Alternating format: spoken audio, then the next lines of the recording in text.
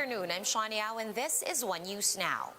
COVID-19 vaccines from pharmaceutical firms Pfizer and Moderna will be arriving in the country starting May, according to Philippine Ambassador to the United States, Babes Romualdez. Mean Los Baños joins us live from Mandaluyong for more details. Hi, Mean. How many doses are we expecting?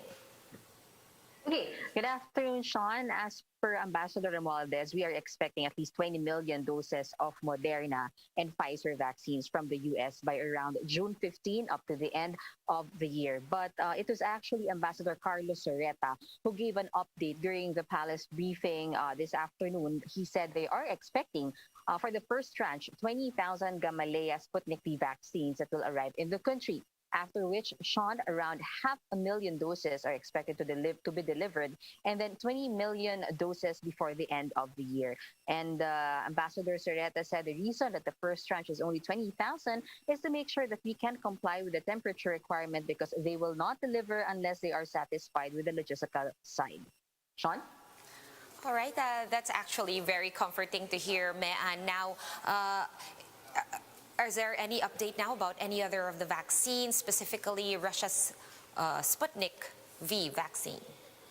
Yes, we are actually expecting for it to arrive, like what I said, by April or by end of April or May, around 20,000 for the first tranche. And then they're expecting more of which, around 500,000 doses in June up to the end of the year, and also additional 20 million doses, except that they're actually still in the ropes, or actually they're still they're actually the reason for 20,000 for the first tranche is that they want to make sure that we can comply to the temperature requirement because they will not deliver unless they are satisfied that we can comply to the logistical side of this Sputnik V vaccine, Sean. Okay, so any follow-up now about the West Philippine Sea? This is, of course, about the president's remarks late last night on the supposed need to regain control over this disputed waters. Yes, Sean. Basically, Secretary Roque is saying that there is no inconsistency as far as the statement of the president is concerned with the West Philippine Sea. He said that it is in the nature or reality of the international law that there is no enforcement policy, even while it appears that the Hague ruling on the contested areas in the West Philippine Sea is favoring us. Sean, Secretary Roque added that though the Hague ruling is binding to all parties, there is no police to enforce this. Secretary Roque also said that the president made it clear that there is limitation to his friendship to the Chinese government. He said that he can tolerate fishing by the Chinese fishermen, but drilling oil and natural gas in the same location, Sean said, he said it is a different issue altogether, and that he is ready to send ships if the issue is already on natural gas and oil. Also, Sean, to quote Secretary Roque on what he understood by the president's statement last night, he said, quote unquote, makikipagkaibigan ako but there is limit to our friendship, especially when it comes to valuable resources gaya ng langis. Paninindigan niya yon. But that's what the Secretary Roque said in his statement in the palace briefing this afternoon, Sean. All right, interesting. So definitely fishing is okay in terms of resources, but oil and gas not okay. Thank you for that update. Stay safe. Mean Los Baños joining us live from Mandaluyong. And the Interior Department says that those who are planning to set up community pantries should first consult with their barangays on whether or not they would need a permit. The confusion comes after two DILG officials issued contradictory statements on the matter. We have Interior Undersecretary Martin Dino joining us over the phone to set the record straight once and for all. Good afternoon, USEC. Good to have you on the show. Is the decision now really entirely up to the barangays in whether or not they would require permits for community pantries? Yeah, Sean. Siguro na-misquote daw kanina na kailangan ng permit or clearance. Noble yan na endeavor ng ating mga community, yung paglalagay nitong community pantry. At ito yung siguro contribution lang. Kaya lang, remember, meron tayong health protocol na sinusunod ngayon. Kaya nga nag-ECQ tayo dahil dumami yung hawa-hawa. Yan ang pre-prevent natin. Kaya nga kamukha niyan, kung halimbawa maglalagay tayo ng community pantry, paano yan kung kuyugin o yung madaming pumunta dyan at ma-break natin yung health protocol. Ibig sabihin, nagkadikit-dikit na, tapos yung iba walang face mask, walang face shield. Sino ang mag-supervise sa kanila? Kung halimbawa ay iniligay lamang ng mga organizer. So ito lang naman ang ibig nating sabihin, na just coordinate with your barangay para mapadalan kayo ng mga mag-supervise, mag-aayos ng pila para yung health protocol, yan ang pinaka-importante ngayon na huwag tayo magkandahawa-hawa. Yun lang naman ang purpose natin dyan. Basically, Yusek, no, sa madaling salita, in short, pwede pa FYI lang sa barangay just to help with enforcement and general, practicing of minimum health protocols. So, Correct. yun lang naman yung issue. Actually, hindi naman siya issue. Dahil una-una, barangay ang mananagot dun sa compliance.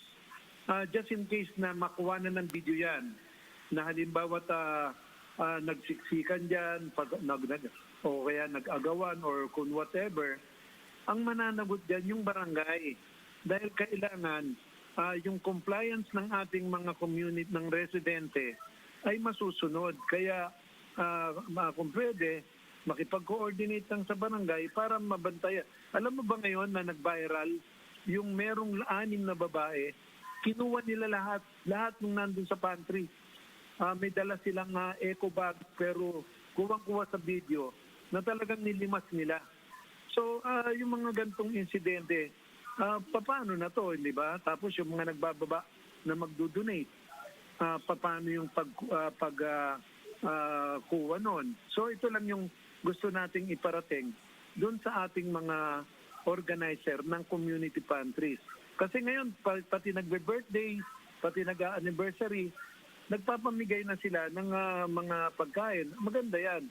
Kaya lang, observe lang talaga natin yung health protocol dahil yan ang number 1 na kaya nila-lockdown natin ngayon ang ating mga barangay because of the health protocol. Yes, So, Yusek. yun lang po.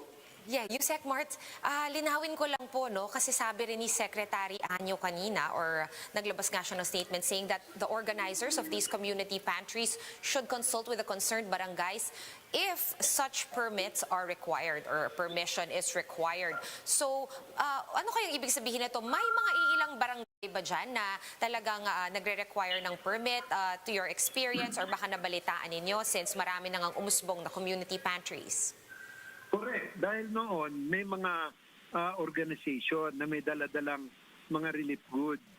So pupunta sa isang barangayan, sa isang area. Pagkatapos, pipila yung mga tao doon. Magsisiksikan, mag-aagawan. So ang nangyari dito, every time na merong organization that wants to distribute goods, they coordinate with the city mayor and the barangay. So that yung procedure, yung venue na pagbibigayan ng mga relief goods, dapat nakaayos. Ang importante doon, huwag magkaroon ng ng social distancing, yung protocol. Kaya noon, na last year, nagpapaalam yan bago tayo mag-distribute.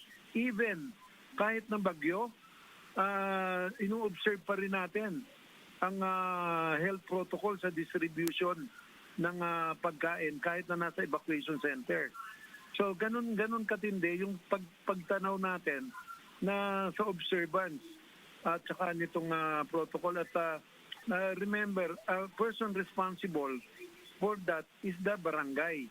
Kaya nga kahit yung nagpa-organizer, magiging responsible ba sila if the event na nagkaroon ng dikit-dikit dyan at mamaya may carrier na ng COVID. Yun lang naman ang purpose natin para makipag-coordinate sa barangay.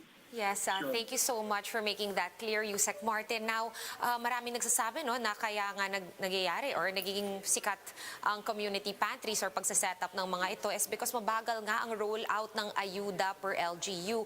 What's the cause of the holdup, Yusek? Can you shed some light on when the rollout of cash assistance will be over or will finish?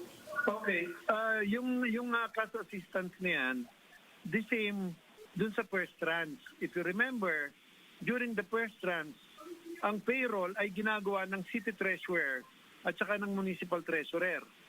Ngayon, depende yan sa dami ng personnel ng treasurer's office. Kamukha niyan in Quezon City. Ang treasurer's office natin is limited. Pero gaano kalaki ang Quezon City? 1/4 ng Metro Manila. Tapos kada barangay, merong ng barangay 40,000 ang kanyang beneficiary. 2,000 a day lang ang na-accommodate.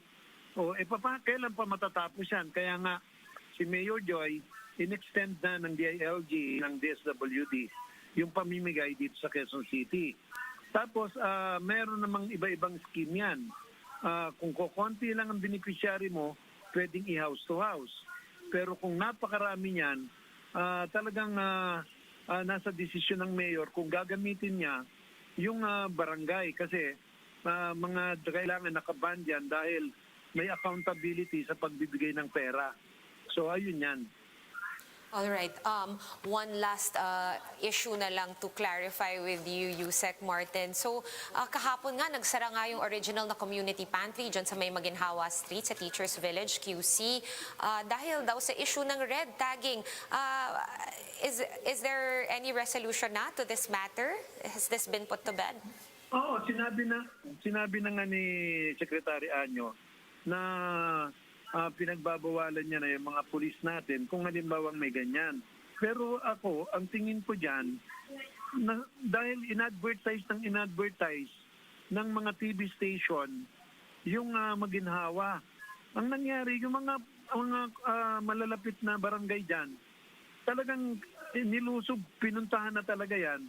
At napakahaba ng pila at yun na nga, yung health protocol. Kaya ang ginawa ni Mayor Joy, pinatawag niya agad yung task force disiplina niya, pinatawag niya yung mga barangay para ma-observe natin yung social distancing. Yun lang naman ang purpose niyan, yun lang ang kaya napadala natin ang mga tao yan para masunod natin na hindi yan maging mitya ng paghawa-hawa. Yun naman ang purpose, kaya nga nag-ECQ, kaya natin in-lockdown, para lang doon. Napaka-noble na yung gusto nating mangyari sa community pantry. Kaya lang, siyempre yung pamamaraan ng pamimigay. So, yun lang po yan. Alright, maraming salamat. We've run out of time. Interior Undersecretary Martin Dino, thanks so much for joining us today. For more updates, visit News 5, the Philippine Star, and Business World online. Visit our website, onenews.ph, for more in-depth analysis. You can also catch One News on the Signal Play app. Register for a free account at www.signalplay.com and stream One News live anytime, anywhere. Mask on, wash hands, and stay safe, Philippines. I'm Shawn Yao. We are One News.